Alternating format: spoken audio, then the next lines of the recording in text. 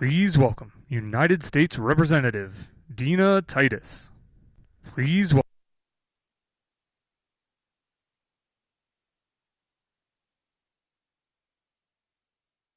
Oh,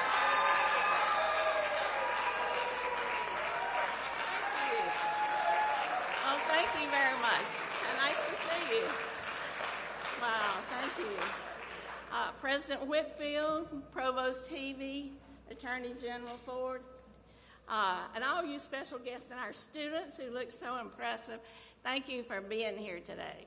I always like to come back to campus. You know, I spent 35 years teaching here, so this was my real job. Politics is just an avocation, so that's...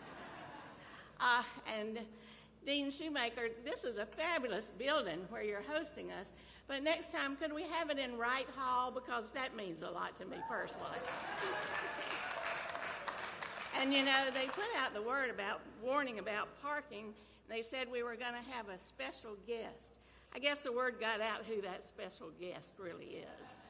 He's coming in just a minute. You know, the issue of drug prices is just so important in the United States. We spend 2 to 3 times more than any other developed country. And it's especially important here in Nevada. Let me just share a couple of figures with you. You know, we've got 34% of the population who are seniors. We've got 17% on Medicaid. We have a large percentage of people who work part-time jobs with no benefits. So thank you, unions, for providing those for others. We have one of the highest uninsured populations in the country. We're at 11.4% compared to the national average of only 8.5%. And healthcare costs are growing faster in Nevada than the rest of the country, 7.7% increase year to year compared to the national average of 5.7%. And we rank very high on a lot of the sick lists, whether it's suicide or cancer. So this is a very important issue to the people in my district and all across Nevada. You know, nationally, it's important. $603 billion spent last year on prescription drugs, and this is a problem that's compounded by the pharmacy benefit managers who control nearly 80% of the prescription drug market. So it's a problem, and it's getting worse. We've been trying to address this since Medicare Part D was put in place, and finally, after a number of decades, we passed the Inflation Reduction Act, and now Medicare can bargain for prices. It's wonderful.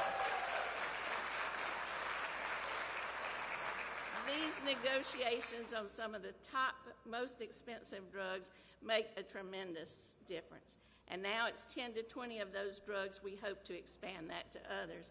Now it's for Medicare patients. We hope to expand that to others as well. So that Inflation Reduction Act, we're very proud to have passed, without any Republican votes, I might add, that did, among other things, address this cost of prescription drugs.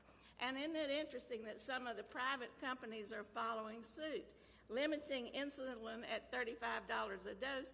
Now suddenly they find out they can do it too and still make a profit. You know, in a country like ours, people shouldn't have to split their medicines with their family members or friends. They shouldn't have to skip a dose because they don't have enough and want to spread it out longer. They shouldn't have to choose between medicine and food. And with this act, I think that's going to start to happen. You know, our president made a commitment in his support for that act. He's not going to cut benefits. He's going to expand benefits. He's going to make Medicare more solvent by 25 years. So his commitment is to the people of this country who need that help, and there are many here in southern Nevada.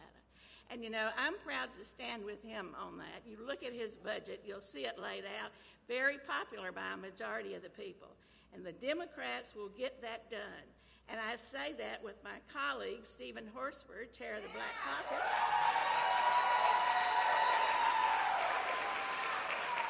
So we're ready to go to work and support our president. You know, when he shepherded Obamacare through the Congress when he was vice president, That was a big deal. Well, this is another big deal. And you are the experts in this field. We need your voice, we need your advocacy, we need your strength, and we'll get it done. So thank you very much for being here, and we'll soon hear from that special guest.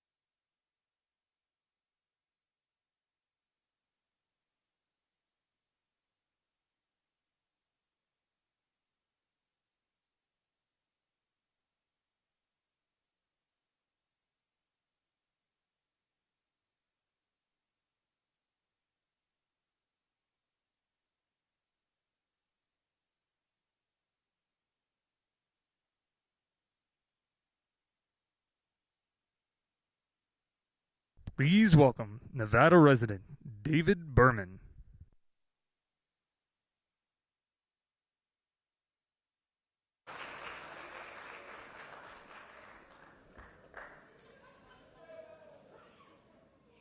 They gave me a script to work from.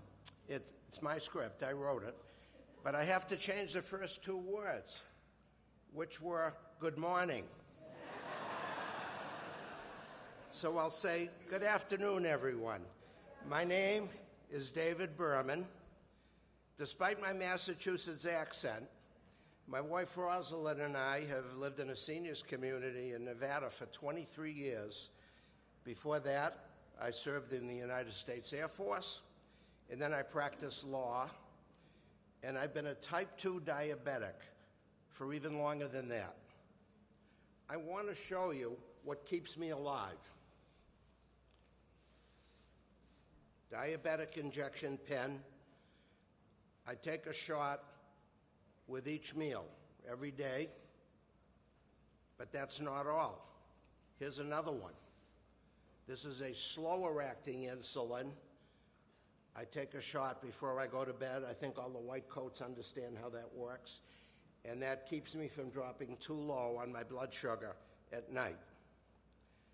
In January, thanks to Joe Biden's efforts and the assistance of the Democratic Senate and House of Representatives, my monthly insulin costs dropped by 50%.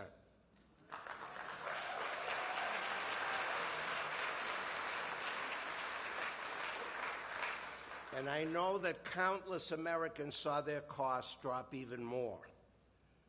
That's real money in my pocket, folks. Money that comes in handy on a fixed income. President Biden lowered the cost of insulin, and he has rolled up his sleeves to work on lowering drug costs across the board. Promises made and promises kept. This has been the hallmark of Joe Biden's presidency, and I'm deeply honored to be able to thank him in person and introduce him today. Ladies and gentlemen, the President of the United States, Joe Biden.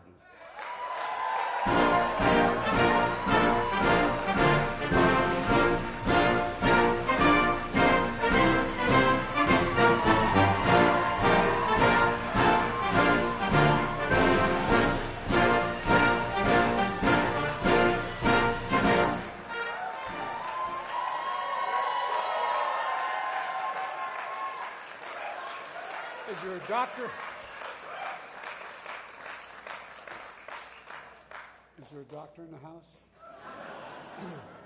Are there nurses in the house? Where are the nurses? Now look, I've been a significant consumer of health care. My family has. Doctors let you live. Nurses, male and female, make you want to live. No, I'm serious. The single most underrated profession in America are nurses. Nurses. I mean it. Let me begin by thanking the president of this great university for allowing me to, take a seat if you have one. Professor Whitefield, thank you, President, he's a professor as well, but thank you for allowing me back on campus. I have gotten no additional degrees in the lately, but thank you for letting me be here. And David, thanks for that introduction. You know, I really mean it. It makes a difference in people's lives, what we're doing and what you all are supporting. And Dina Titus and Steve Horsford, two of the best members of the Congress that I've ever dealt with. There you are. And we have the Attorney General here, too. Folks, you know, Aaron and state and local tribal leaders are here. Would the tribal leaders stand up? Because I don't know how many are here. Because I was... There you go. Chief, good to see you, man. And by the way, it's Indian nations. Indian nations. And I'm here today to talk about an issue affecting every single American, your health care. And I want to first thank the healthcare workers in this room. In the best of times, I really mean it. In the best of times, you do the Lord's work, but over the last 3 years during the pandemic, you've literally risked your lives for the rest of us. Healthcare workers have put their lives on the line, and it matters. And it really, really matters. And I think the American public is beginning to understand just how consequential you are. You're used to going to the doc, but they're not used to the doc going into a tough area to take care of them.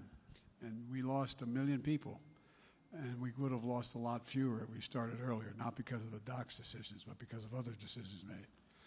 Oh, wow, I didn't see you all up there. Holy mackerel. Don't jump. Don't. Well, all Americans deserve peace of mind, that if illness strikes or they have an accident occurs in their family, they can get the care they need, but they can afford the care they need. But the truth is, too many folks lie in bed at night staring at the ceiling wondering what they would do if something happened, if their spouse got a serious illness, or if they got very sick, or their child got sick, and something happens to them. You know, I remember we lived in I raised in a normal middle-class home back in Delaware, a 3-bedroom house with 4 kids, and a grandpop living with us, a split-level home. And my bedroom was next to my mom and dad's, me and my 3 brothers, and we had 2 sets of bunks. And you could tell when Dad was restless. I remember one night, true story, one night my dad, I could feel like he was rolling in bed because the headboard was hit the side of the wall. And I next morning I said, God's truth, I asked my mom. I said, I was in, I think, junior in high school. So what's the matter with Dad? He said, we just lost our insurance. His business was no longer going to cover insurance for the employees. It was a consequential decision that affected my dad and would have affected if any one of us had gotten really sick. What happens? Do you have to sell the house? Do you have to make some kind of sacrifice that exceeds what is actually reasonable? And it's about your dignity. You know, do you have enough insurance? Can you afford these medical bills? If it gets bad enough, do you have to do something drastic in order to pay for it? And for seniors on fixed income who often need expensive medications to stay healthy, the constant question is, can they pay for the medications? Can they pay the bills without giving up the important elements of their lives? Because the bottom line is, at the end of the month, do you have enough to pay all that you need and take care of the exigencies that occur? It's not just the elderly. It's almost every family out there. It's not just your health. It's about your dignity. It's about your security. That's why my administration is focused intensely on getting more people affordable health care by lowering prescription drug costs and giving families just a little bit, as my dad would say, a little bit of breathing room. We passed the historic laws to get that done. And now we're moving quickly to implement those laws so people can feel the effects of what we did. We passed them last year, but they didn't take effect until January. The first thing we did was to help people who were truly struggling to gain access to affordable health care through the Affordable Health Care Act, and that was, or better known as Obamacare. I signed a rescue plan that increased the coverage and lowered prices for affordable health care, saving millions of people about $800 a year. My new budget for this year makes that permanent. Almost 100,000 Nevadans get their health care through the Affordable Health Care Act, and 300,000 have coverage because of expanded Medicaid under the Affordable Health Care Act. Unfortunately, and by the way, I mean this sincerely, this is not a broad criticism of all Republicans. This is not your father's Republican Party. This is a different breed of cat now that's in charge. No, but think about it. You know, I knew a lot of good Republicans who represented this state as senators. They were friends. We disagreed, but they were conservative Republicans. But these MAGA Republicans, they're just different. They continue to be determined to repeal the Affordable Care Act. And you know, it's hard to believe, but they've already voted to change or get rid of the Affordable Care Act since it passed 50 times. 50. They failed every time. And the one thing I want you to know about the Affordable Care Act is that the way for people with pre-existing conditions to get health care, if you have a pre-existing condition and you can't afford your health care, private plans, you do not get coverage anywhere. And this is the only outfit. If in fact you do away with the Affordable Care Act, if you have a pre-existing condition, you don't get coverage otherwise. If MAGA Republicans had their way, as many as 100 million people with pre-existing conditions would lose their protection. That's a fact. And folks, look, the Affordable Health Care Act also means by which millions of hardworking Americans have access to preventative care, like cancer screenings. MAGA Republicans put that at risk as well. Nearly 40 million Americans would be in danger of losing coverage completely if they were to succeed. We're making health care more affordable in other ways as well. Last year, I proposed a piece of legislation called the Inflation Reduction Act, which we got a lot of things done bipartisanly. This one, there was not any support on the other team at all. But the result of the law is that seniors on Medicare get common vaccines for things like tetanus, whooping cough, shingles. They get them for free now. They used to cost them up to $200 per shot, average $100 per shot. The new data released today shows that if our plan had been in place in 2021, 3.4 million seniors, including 24,000 Nevadan seniors, would have saved an average of $70. You know, America spends more on prescription drugs than any advanced nation on earth, more than any advanced nation on earth. You name the drug you have to take, and I can take you to France and get it to you a hell of a lot cheaper, to Canada, England, throughout Europe. It's not fair. But after decades of trying to take on Big Pharma, we finally won. Now, instead of paying whatever the drug company wants to charge you, Medicare will be able to negotiate prices. Medicare provides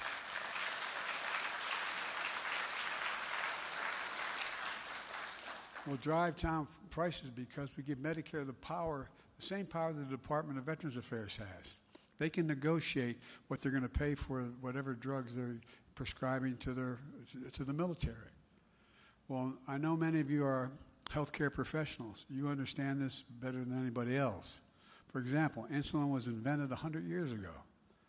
And the guy who invented it decided not to patent it because he wanted it to be available. It only cost $10 a vial to make, $10 a vial. If you count everything expanded, you can say you get up to $13 if you talk about packaging, shipping, and the rest. And guess what? They're being charged hundreds of dollars a vial. So beginning January 1st of this year, even though we passed the law last year, wasn't until January 1st I kept telling people it was coming. We capped the cost of insulin at $35. $35 for seniors on Medicare. And folks, if it had been in effect in 2020, nearly 11,000 Nevada seniors would have saved an average of $439 on their insulin.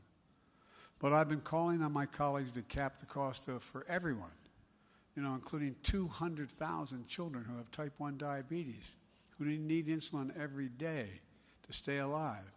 I was doing a town hall meeting in Northern Virginia last year, and a woman stood up, a very sophisticated lady. She said, I have 2 girls. They both have type 1 diabetes. And she said, and I can't afford it. So what we have to do, we have to ration the insulin between them.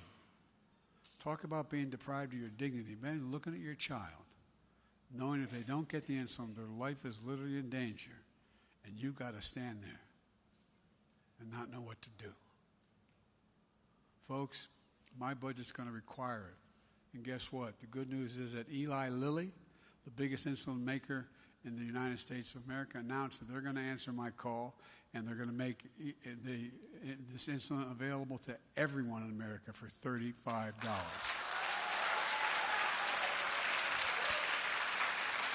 And yesterday, Novartis, another drug maker, announced they're cutting their prices for insulin as well.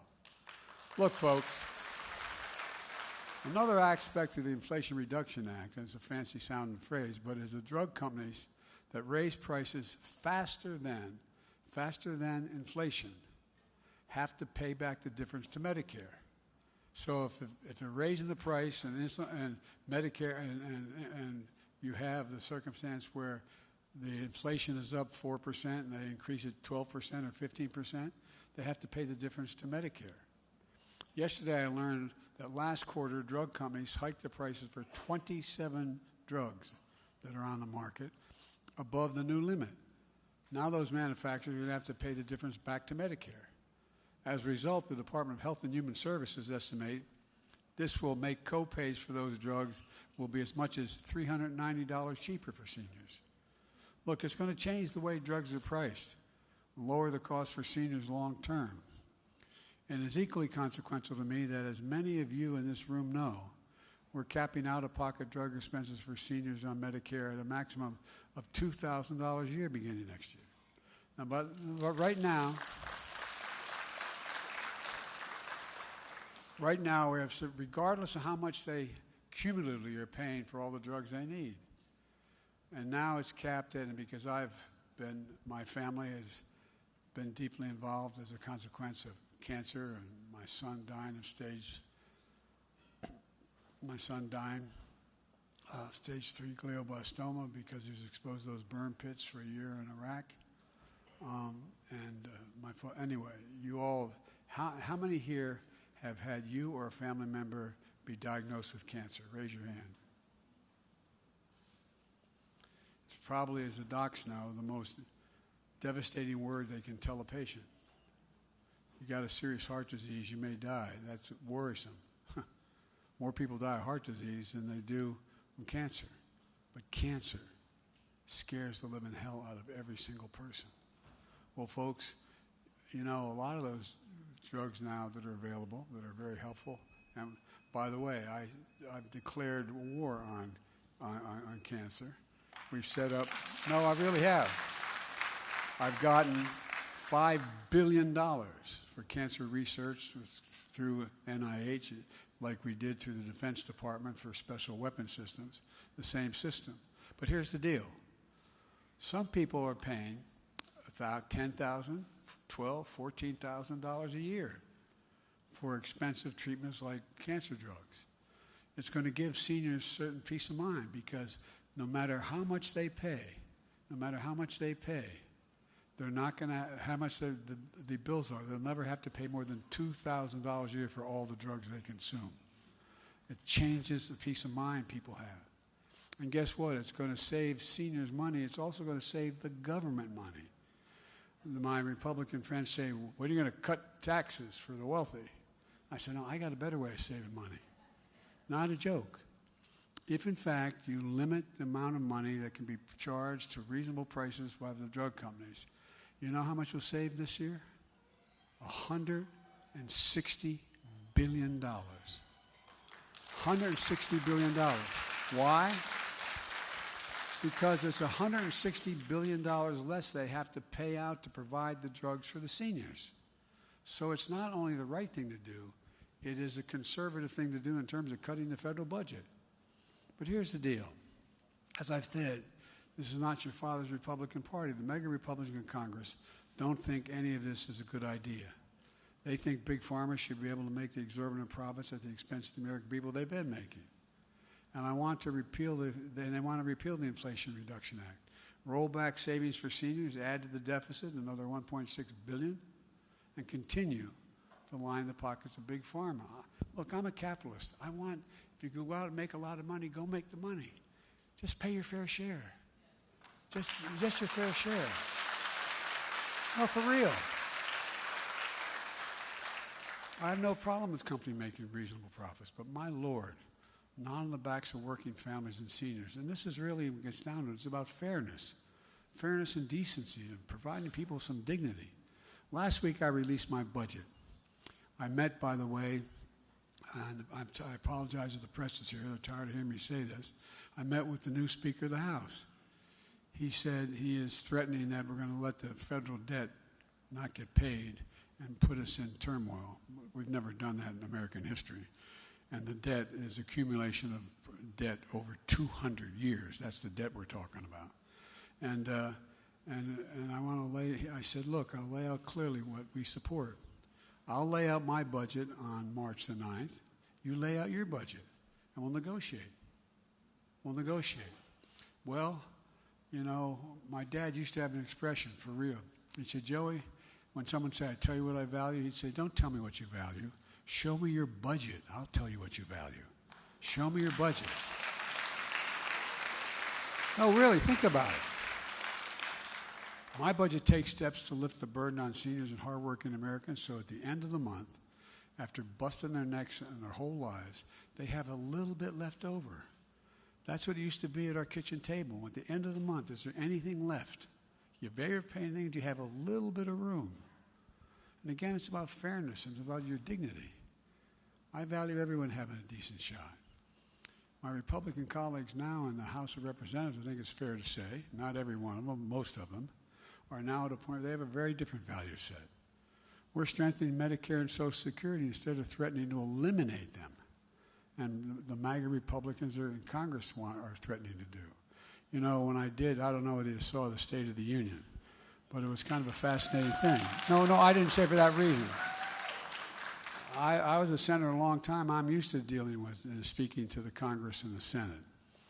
And so I'm comfortable when I'm doing it.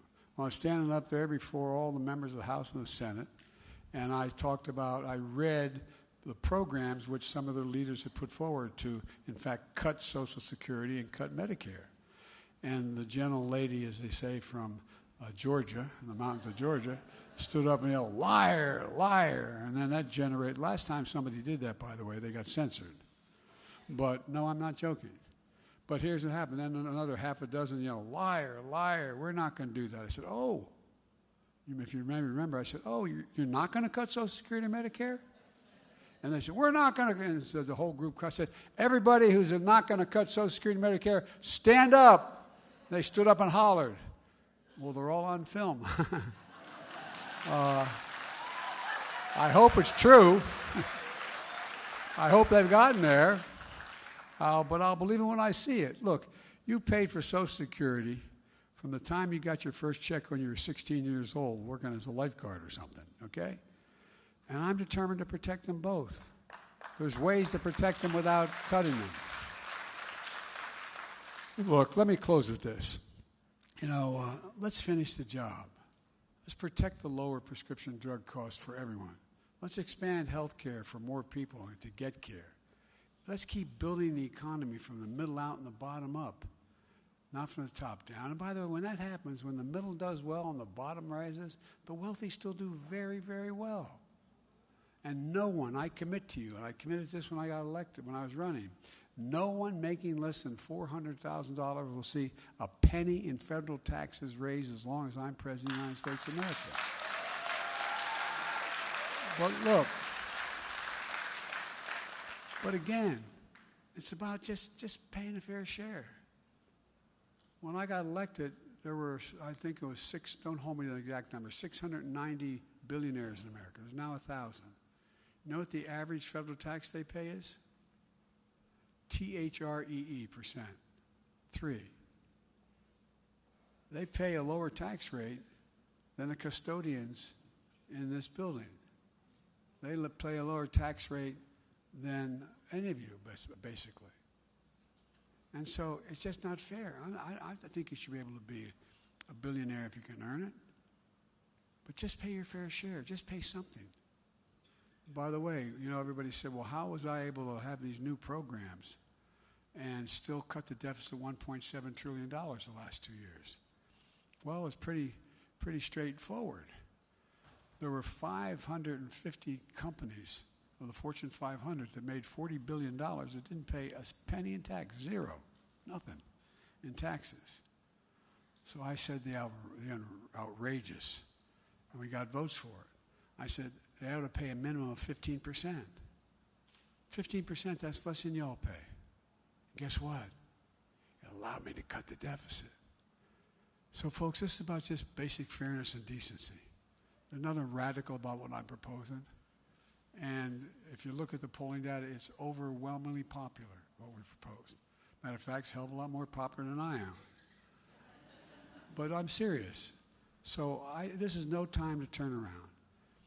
Look, what the American people, understandably, a lot of people have lost faith in government for a lot of reasons. And here's the deal. We promised these things, and they haven't seen it. I don't know whether you've been surprised, but the number of people who've come up to me after January 1st saying, you cut my insulin costs, $35. Like, I didn't believe government would really do it. But there's a lot more coming. A lot more coming. And again, let me end by thanking the medical people that are here and the students. It really matters. It really, really, really matters. And all you have to do, like many people in this audience, have been a significant consumer of health care. My son spent 18 months knowing he was dying in the hospital. The docs and nurses just changed it. They made it, they took care of him. My wife and daughter were killed in a trucking accident. My 2 boys were expected not to live. You guys saved them. And you saved their sanity as well. So I think that, we vastly underestimate, and you underestimate, the psychological impact you have on people, not just the medical impact you have on them. So I'm here to say thank you, thank you, thank you. And folks, let's remember,